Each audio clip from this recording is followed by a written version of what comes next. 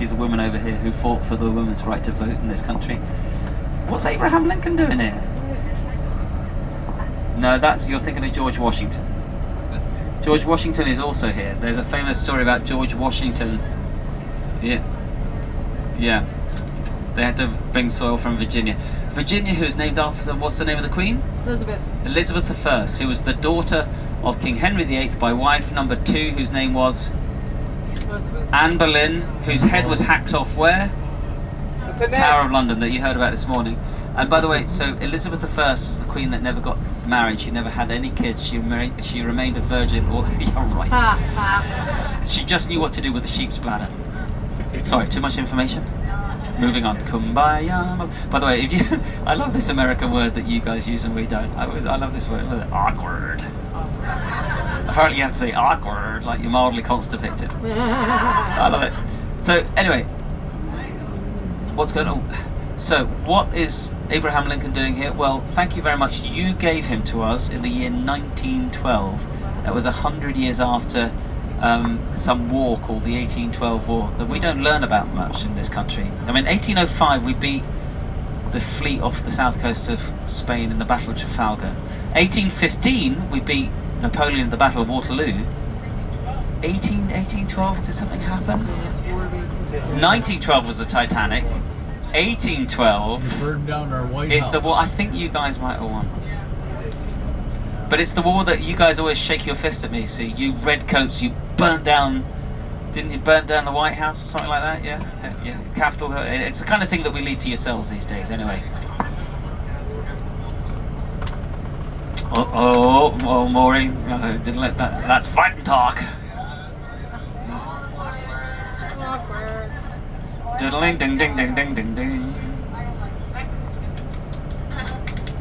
So we're going to come back round and see one last time. So, all right, kids, here is your quiz question.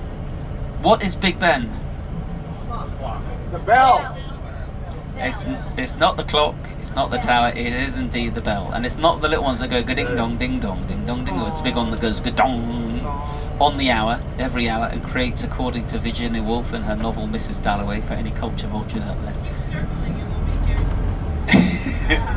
Yeah, keep circling. We'll be back. Yep. Excellent. So yes, it creates leaden circles of sound, and so. Gosh, it's interesting. We had no traffic at all, and then suddenly traffic. Yeah, well. And here on the right-hand side, looking particularly grumpy, is Winston Churchill himself. Churchill, interestingly, at one point in his life said he never wished there to be a statue of him inside in Parliament Square. He knew that the public might want one, and he said no statues, because in his day all the statues had white heads. Pigeon poo.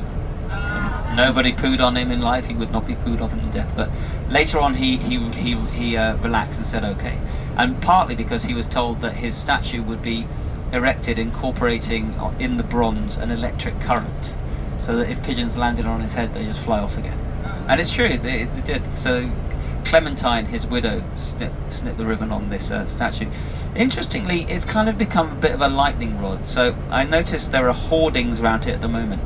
So Winston Churchill has, you might think he's kind of universally loved and admired, but you know, like all great figures, he can be a bit divisive for things that he did in his lifetime. And so, you know, when we had the big, right, as police officers you'll be interested, when post George Floyd's murder in America, there were great Black Lives Matter rally all around the world actually, and there were big ones here. And Rally for a felon. there you go. Are they Jews against genocide? Yeah, there we go. Yeah.